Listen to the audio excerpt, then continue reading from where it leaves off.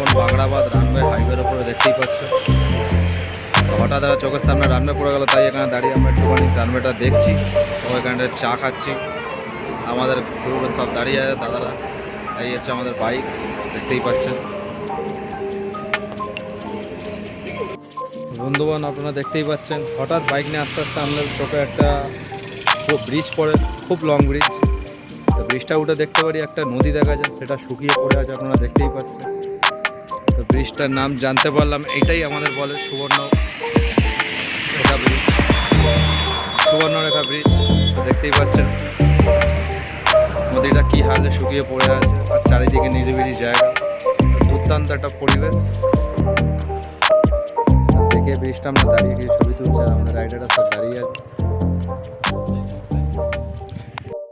ছোট নদী চলে আগে বাকি বৈশাখ মাসে তার হাঁটু জল থাকে।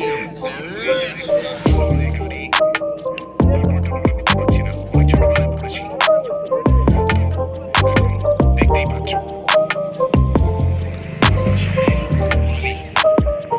খালি বালি দেখা যাচ্ছে, বালি নেই কিন্তু অনেক কিছু কথা বলা যায়, বলতে গেলে কিন্তু প্রবলেম হয়ে যাবে, রাজনৈতিক ব্যাপার হয়ে যাবে। আমি কিছু বলবো, ঠিক আছে?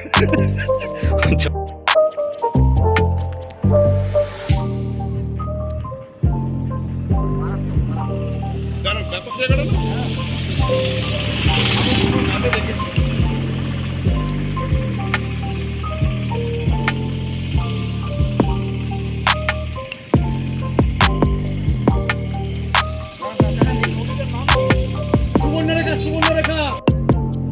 ফাইনালি বন্ধুরা আমরা আমাদের গন্তব্যস্থলে পৌঁছে গেছি, কুমড়া ফোর্টে।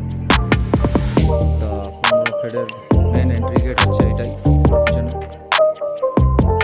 আর এখানে চারিপাশের দৃশ্য আপনারা দেখতেই পাচ্ছেন, গ্রামাঞ্চল নিরিবিলি জায়গা।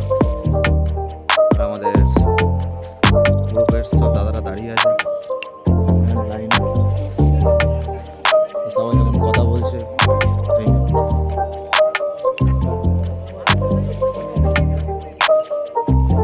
গাড়ির লাইনার দেখতেই পাচ্ছেন আপনারা। ও বারবার ছাড়ি দিতে আবার হয়ে যাচ্ছে, গাড়ি নেওয়া মুশকিল আছে। তারপরে গাড়ি কিনবে, বিএসএস গাড়ির দামও বাড়িয়েছে, লাখ টাকার উপর এখন লাখ টাকা।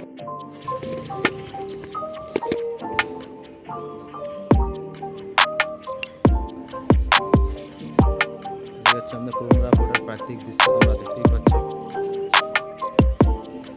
চলে এসেছি।